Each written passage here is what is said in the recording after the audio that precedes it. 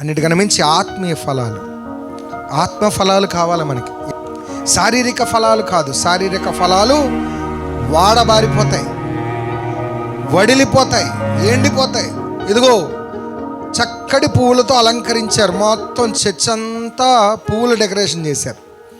ఆడపిల్లలందరూ చక్కటి పట్టు చీరలు, పట్టు వస్త్రాలు ధరించుకున్నారు. మీరు ఇవన్నీ ఒక పూట ఉంటాయి.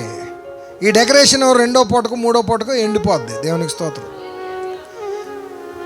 వాడిపోయేవి, వడిలిపోయేవి శారీర సంబంధమైన ఫలాలు.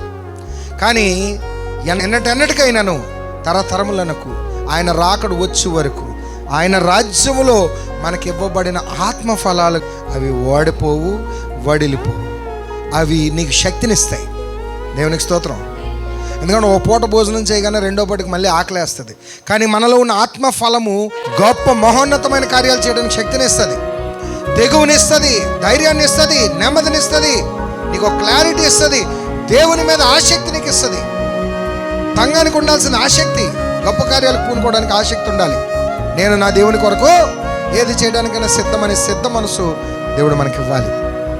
2025 మరిన్ని నూతనమైన ఆత్మ ఫలములతో మీరు నింపబడుదురుగాక.